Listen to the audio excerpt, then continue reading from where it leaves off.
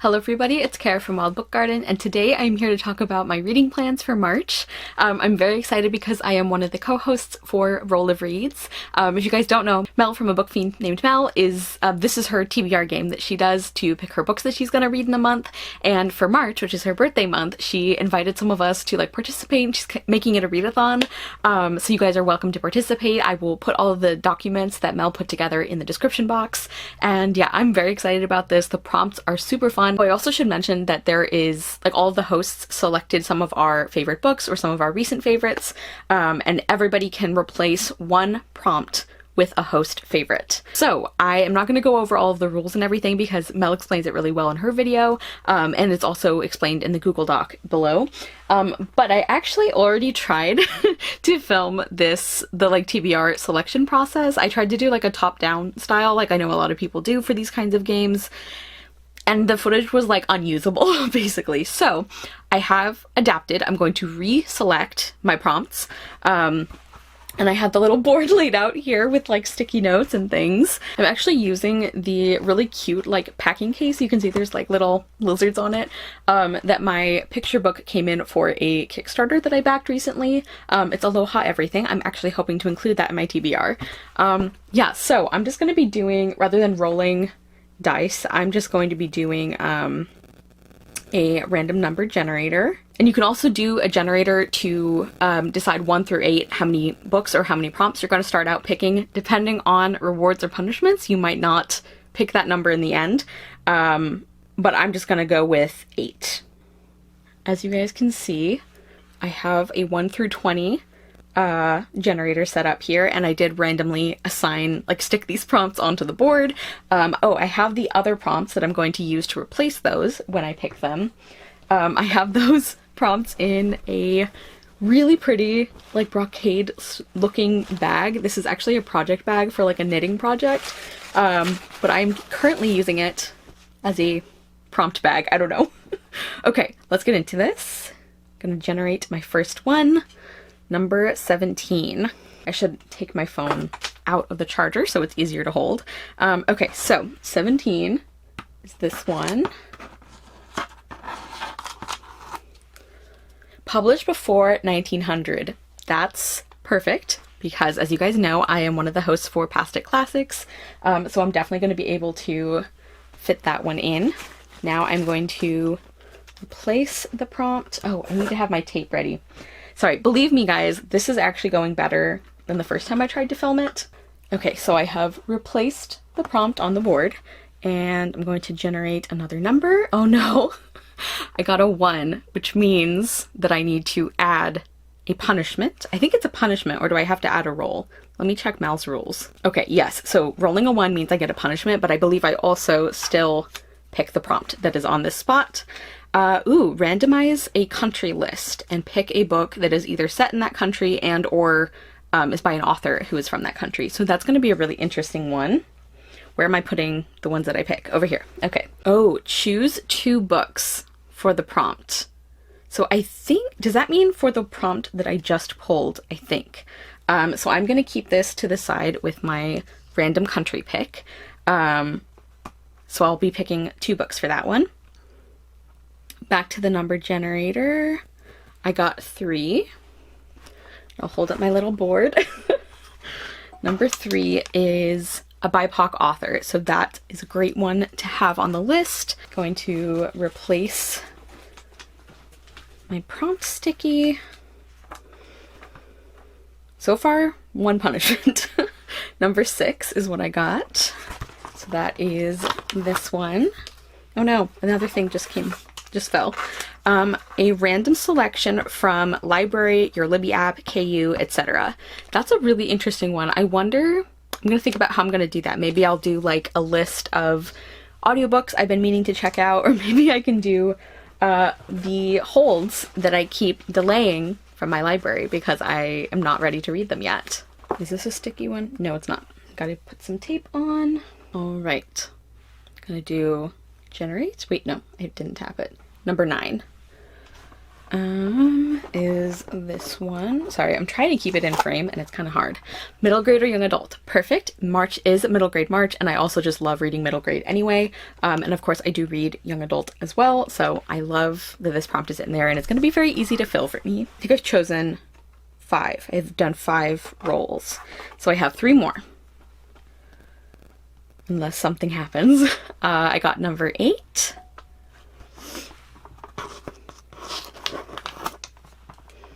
Ooh, a book that was gifted or was in a subscription box. This is good because I definitely want to make more of a point of reading books like that. Like, I do read books that are gifted to me, but I feel like I'm not as intentional about it as I want to be. 17. Have I gotten that one before? So I think I maybe have, which might mean I have to do another punishment. A book set somewhere you haven't been. 19. Is this my last? I think this is my last number. And I'll show you guys. Number 19 was right here. LGBT plus rep. There's a cat hair on this sticky. Of course there is. Okay, so I have what I think my 8 prompts are, plus 1 prompt that I'm doing twice. So I'm going to pick some books. I'm going to try and work in as many of the things that I know I'll be reading, that I'll be reading for the month anyway, into these as I can, but also gonna pick some other ones. So I will check back in when I've done that. Hello everybody. So I am back and I'm obviously filming this part on a different day, but I did pick out my books. So let's talk about those real quick. And actually before I share the ones I picked for the Roll of Reads prompt, I'm just gonna throw in my middle grade March picks as well, in case you were curious, but there's 5 prompts. I will link the info down below. It's a readathon all about reading middle grade books, which is obviously very important to me. I host and run my own middle grade readathon, so obviously it's a big deal. Like, I really love reading and supporting middle grade books.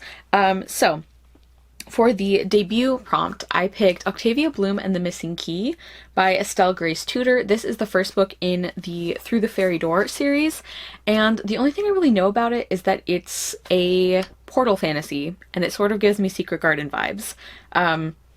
Yeah, I've had this for a little while, and I would like to try it. I think it might be indie published as well, so that's cool. Then I have, for one-word title, The Giver by Lois Lowry. I'm not counting so I'm counting this as a one-word title.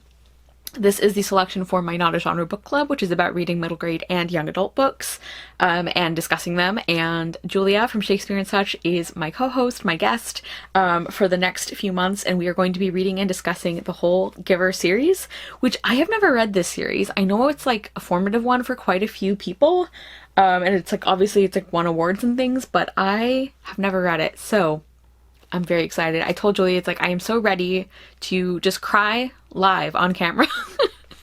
Like, I feel like I'm gonna get very emotional with these books in the best way. So it's a classic dystopian. Yeah, I'm not gonna like try and summarize it, because even though I think I know the general premise, I don't want to get it wrong. Then for a refugee or immigrant story, I have Room to Dream by Kelly Yang. Actually, I think I'm a little behind on my wrap-up still, so you probably haven't seen the fact that I have been reading this series, but you will see that soon. This is the Front Desk series, which is widely loved, and I can absolutely see why. Our main character is an immigrant from China, her and her family are, and I really loved the first 2 books, like especially the second one. I was just incredibly impressed with, and so I'm really looking forward to continuing the series. And I also just got my library hold in for the audio, because I've been doing this series on audio. I really like the narrator. I'll put her in captions. I think her last name might be Lou, but I'm not sure. Yeah, incredible narrator, great series. So I am excited to continue that. Then for a book with an animal on the cover, I have The Piper's Promise by Leah Cypess. You can see there's a lot of little like mice or rats on the cover, which makes sense because this is a Pied Piper retelling. This is in the Sisters Ever After series, which I love this series. I feel like it's underappreciated. They're all fairy tale retellings that follow, like, imagine if a main character of a fairy tale had a younger sister. And so this is the Pied Piper retelling. I think it's going to be great. And then finally, for the book that you missed out on, you can kind of interpret that a lot of different ways. I chose, because I just wanted an excuse to put this book on my TBR because I'm really excited for it. So I'm interpreting it with, like, I did not know about this book as early as I feel like I should have. Like, basically, I'm surprised I didn't know about this book for longer before it came out. Because I think I only found out about it a little while before it was released, and that is Not Quite a Ghost by Anne Ursu. This is a middle grade retelling, or like reimagining, of The Yellow Wallpaper. And I think that sounds incredible. So it's like a spooky middle grade. I believe this one also deals specifically with invisible illnesses, and also how young girls are not believed about things, in addition, of course, to, you know, dealing with some of the things that the original story does. So I think that's going to be excellent too. Okay, so those are my middle grade March picks. Now into the books that I actually picked for Roll of Reads. Okay, so for Somewhere You Haven't Been, I picked The Phantom of the Opera by Gaston Leroux. This is a French classic. I have never been to France. And this is our Past It Classics pick for the month of March. So you can see I was able to fit in a few of the books that I knew I'd be reading. Yeah, I love the musical. I love the movie. I did a whole video about, like, everybody hates these movies, but I love them. And that's one of the ones on there. And I also do really enjoy a lot of things about the book, although the book is very different. And also, just to mention that there is a lot, like, as I recall, it's been a few years since I read this last, but I do remember that there is a lot of, like, period Orientalism and xenophobia and that kind of thing in the book. So, you know, show caution going into it, but I'm very interested to reread it and discuss it. And I actually was going to look at who the translator was, like, of my edition, but I couldn't. But it says Le Fantôme de l'Opéra was first published in 1910. The present translation of The Phantom of the Opera first appeared in 1911 and remains anonymous. I don't know that I've ever read. I don't know that I've ever read a book that was, like, translated anonymously, that is, like, from the last few hundred years. Do you know what I mean? It's like, I think ancient texts, that's pretty common. Anyway, I just thought that was interesting. Then, for a book with LGBT plus rep, the number of times I have put this book on my TBR is so embarrassing. Long Shadow by Olivia Atwater. This is the third and final book in the Half a Soul trilogy, which are companion books. I love this series, and I keep meaning to do a series review, and I haven't, because I'm like, I want to reread the third book, because I read the whole series when it was indie published, and I reread the first two books when they were traditionally published. This is the traditionally published version of the third book, which I need to reread, which I want to reread, and I haven't done it. So I am going to do it this month, and hopefully be able to do my review pretty soon. Oh, and also there is a sapphic relationship in that one, so that is why I am using it for that prompt. Then I pulled the middle grade or young adult prompt, and I definitely could count any of the books I'm reading for middle grade March, but I specifically for this prompt, I picked a young adult book that I have technically started, but I'm only like 30 or so pages in, so I think I can still count it, and that is Promise Boys by Nick Brooks. This is the really cool Waterstones exclusive edition, so it has the, like, sprayed edges, because there was another book that I was getting that you could only get from Waterstones, and so while I was ordering and paying shipping, I was like, you know, might as well see if there's anything like a special edition that I would want.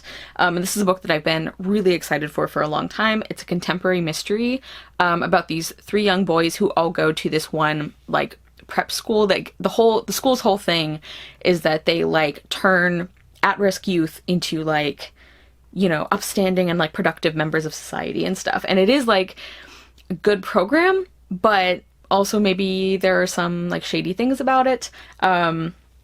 And, like, everybody loves the principal. He's, like, the best, you know, he's, like, saving these boys.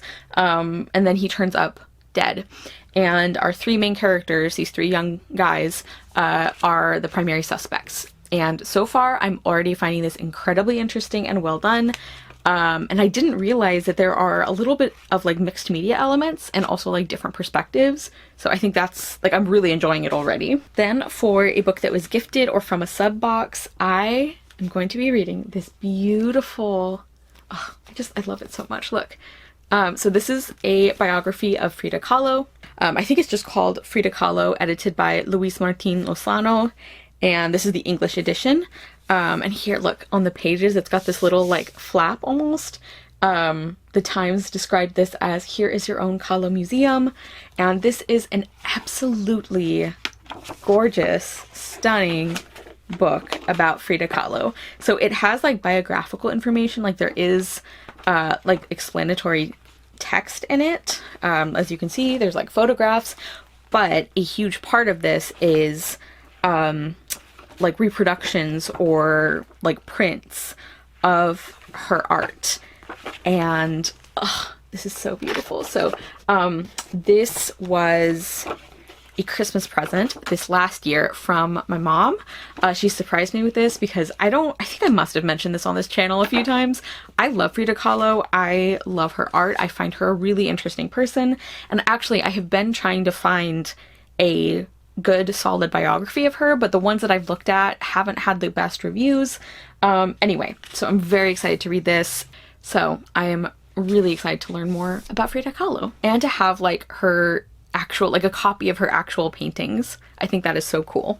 Okay, then for the prompt that was randomly selecting from like Libby or like your library app or like Kindle Unlimited or anything kind of like that. So what I ended up doing is I saw on the homepage for Libby for my library that they had a collated list of like favorite books from a lot of different favorite book lists. And I was like, oh, that would be kind of cool. So what I did is I went through and I wrote down all the ones that I owned that were on my physical TBR, except for one, which was not, but it was one I was planning on reading at some point.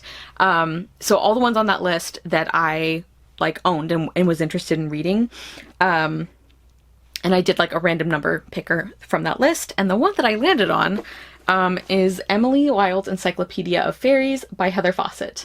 This has been getting a ton of buzz, and I also have heard it comped to Half a Soul, which makes me a little nervous because like I love Half a Soul, and so far comp titles for that one I haven't read that many of them, but the ones that I have read I feel like haven't played out super well.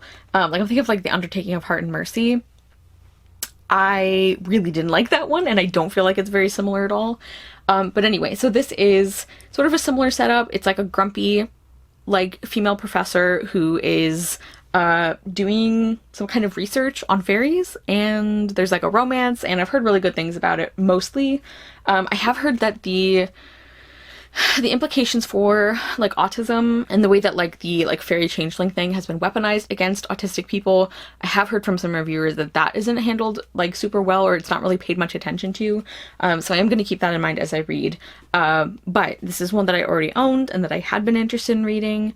So we'll see. I don't know. I feel like it could go either way for me with this one. I'm a little nervous. Then for the BIPOC author prompt, I said I was going to try and include this one on my TBR. This is Aloha Everything by Kaylin Malia George, illustrated by May Waite.